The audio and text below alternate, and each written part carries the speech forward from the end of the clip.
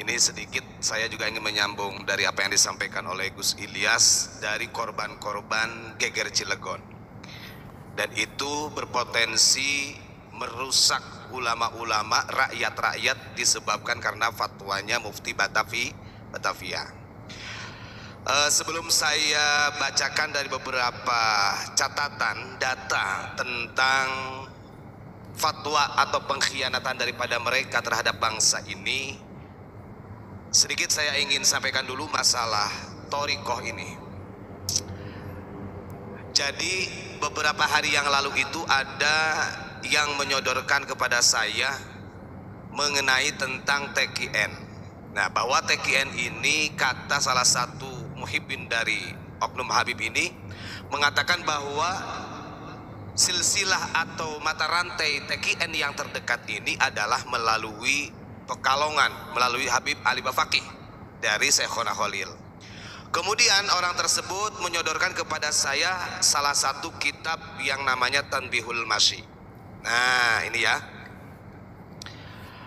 Padahal kitab Tanbihul Masyi ini Syekh Abdul Rauf Singkal beliau menjelaskan tentang silsilah Syatoriyah sama Qadiriyah. Karena kurunnya berbeda. Artinya di zaman ini ketika masih pada waktu sugengnya Syekh Abdul Rauf Singkal, Qadiriyah dan Naqsyabandiyah ini belum disatukan, belum menjadi TQN. Karena yang menyatukan dua thariqah ini adalah Syekh Ahmad Khatib Sambas. Artinya nggak logis kalau ketika kitab Tanbihul Masyi ini dijadikan referensi TQN, karena di sini adalah silsilah atau mata rantai daripada Syatoriyah dan Qadiriyah. Baik. Kenapa ulama-ulama Nusantara wabil khusus dari ahli-ahli thariqah ini berperan penting di dalam memerdekakan bangsa ini dari kolonial Belanda atau pemerintahan Hindia Belanda? Karena ulama-ulama thariqah pada waktu itu betul-betul mempunyai rasa cinta terhadap tanah air yang utuh. Beda dengan sekarang. Walaupun orang gembar-gembor Pancasila sekarang itu, walaupun dari klan Ba'alawi ini juga menggunakan Indonesia Raya, masalah kecintaan belum tentu, kan begitu. Begini, ini berkaitan, ini ada beberapa surat yang beredar ya. Ini nanti saya bacakan satu persatu biar orang ini paham. Kenapa sih ketika geger Cilegon ini banyak korban dari para ulama, baik ulama thariqah, baik daripada kaum petani. Bahkan tadi ada yang ngomong, tapi kan itu banyak pribumi juga yang menjadi pengkhianat, gitu kan? Tadi seperti itu.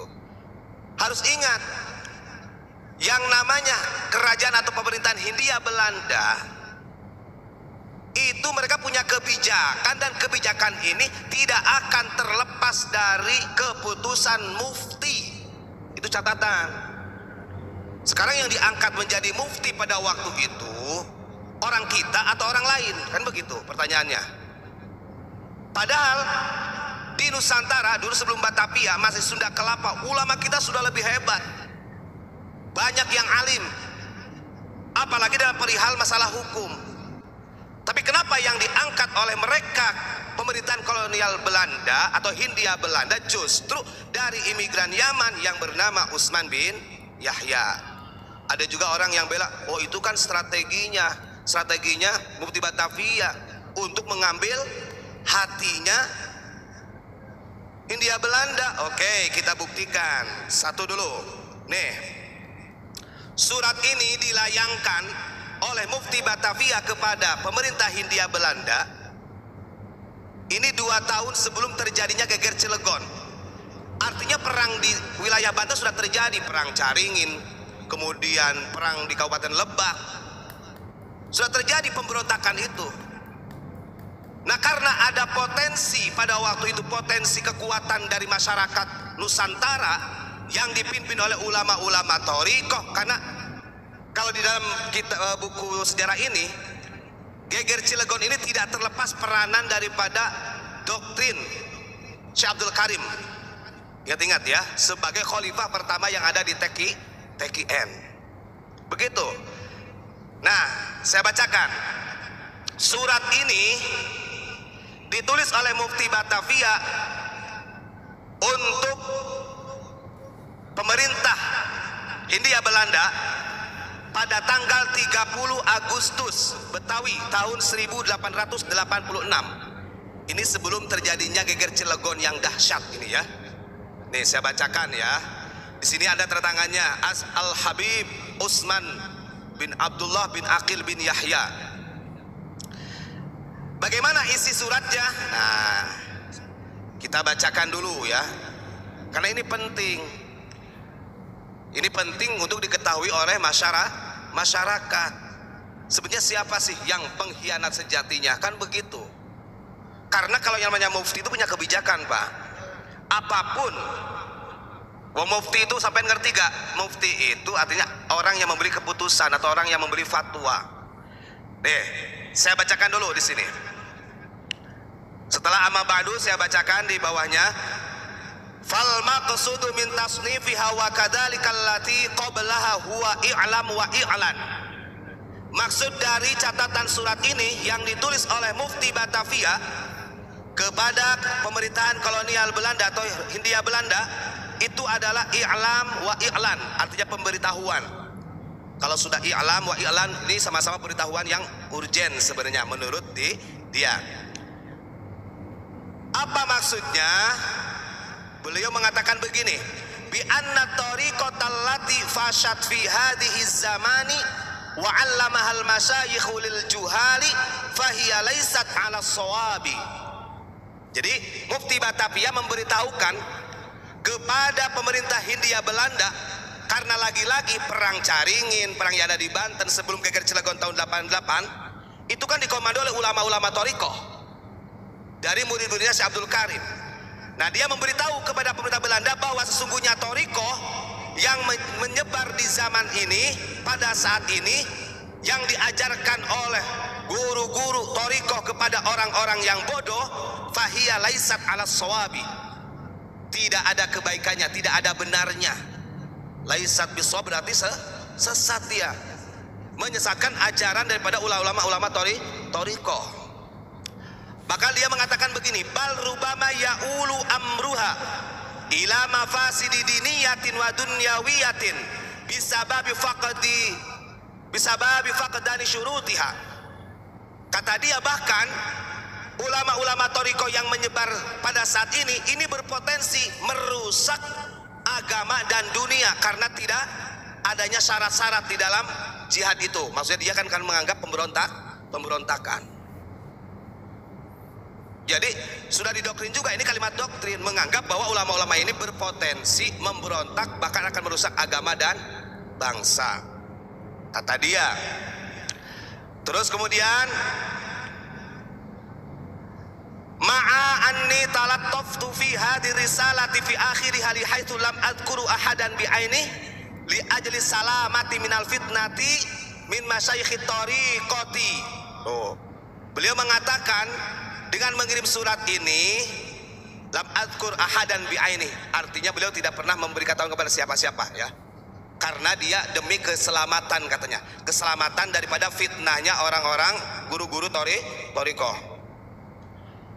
Fa antum idza ra'aitum hadhihi risalata wa tabayyana lakum anna fiha irsyadan nas ilal haq wa ila adami du'awil fariqah wa li ajli salamati minal mafasidi. Nah, terus ada doktrin juga. Nah, ketika surat ini diterima oleh engkau wahai pemerintah Belanda, kata Mufti Batavia, jadi dia berharap supaya pemerintah Belanda ini bisa menjelaskan tentang identitas dia sebagai mufti. Artinya Mufti Batavia ini benar-benar memberikan petunjuk kepada orang banyak, kan begitulah.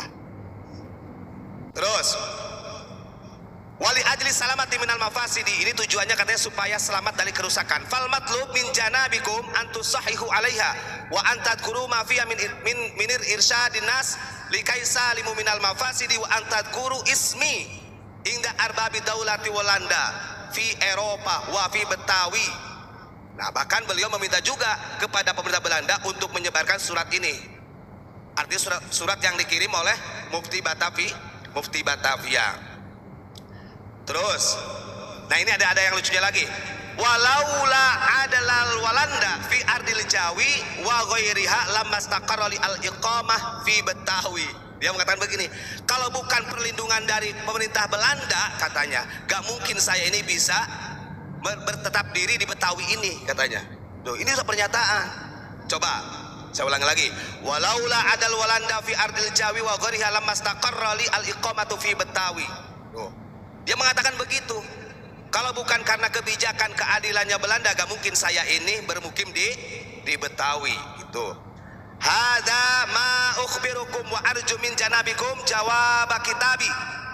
Hada bil arabiyati wa tashihi hadir risalati. Nah, bahkan beliau, tulisan ini saya kabarkan kepada kalian wahai pemerintah Belanda, dan saya berharap engkau membalas surat ini dengan menggunakan bahasa Arab. Nah, dikiranya mungkin orang-orang kita gak ada yang bisa bahasa Arab. Nah, ini ditulisnya pada tanggal 30 Agustus 1886 Betawi. Satu ini. Bahkan di dalam salah satu nadhom yang ditulis oleh Mufti Batavia juga, ini saya bacakan. Ini dibuat syair. 25 tahun telah bersudah, waras dan subur kerajaan Belanda, wahai daulatku Sri Baginda, yang dipertuankan sepenuh dada. Tuh, ingat ya. Hindia Belanda biarlah subur, lagi tahta kerajaan bertambah makmur. Ini pujiannya Mufti Batavia. Terus, marilah rakyat tuan dan muda, marilah rakyat tua dan muda, terimakan selamat bagi Baginda. Amanat penutup apa yang ada. Nah, sini, abadilah kekal kerajaan Belanda. Masih kurang. Artinya kita harus juga paham. Nah, ini terakhir. Ini ada surat yang memang waktu itu disebarkan. Surat ini Du'a lil Malikah, kata Bahu Said Al-Habib Ismail bin Abdullah Al-Attas li ajli Regency Van Pasuruan and Regency Van Malang wa quri'a fil masjidaini bil baldataini al-madhkuratain. Doa ini ditulis bahkan dibacakan oleh Habib Ismail bin Abdullah Al-Attas di Regency Pasuruan dan Malang, di dua masjid besar yang ada di Malang dan Pasuruan. Nih doanya. Doanya bagaimana? Allahumma taqabbal syukrana li ta'idika jalalatil mamlikati wa hilmina al mahbubati fi tahdil mulki muddata isrina sanah. Jadi dalam doanya, ya Allah, terimalah rasa syukur kami dengan adanya kerajaan yang dipimpin oleh Ratu Helmina yang tercinta selama 20 tahun. Allahumma tawil umriha wa matiha bisihati wal afiyah wa fadlaha walanal amiratu al mahbubah. Bahkan dia mendoakan Ratu Helmina itu, mudah-mudahan Ratu Helmina dipanjangkan umur dan diberikan kesehatan wal afiyah di dalam memimpin bangsa ini, bahasa begitu, yang tercinta. Nah, ini masih banyak. Kalau kita jelaskan dari ini, artinya kita jangan mau terdoktrin ulang. Bagaimanapun mereka itu masih menganggap orang Nusantara ini kasta terendah. Dan ini bukti. Coba contoh tadi, ini logikanya mereka kalau sadar, ketika Gus Ilyas membacakan adalah korban-korban ketika geger Cilegon, yang di Labuan, dibacakan satu persatu. Ini kalau orang yang punya jiwa nasionalis tentunya dia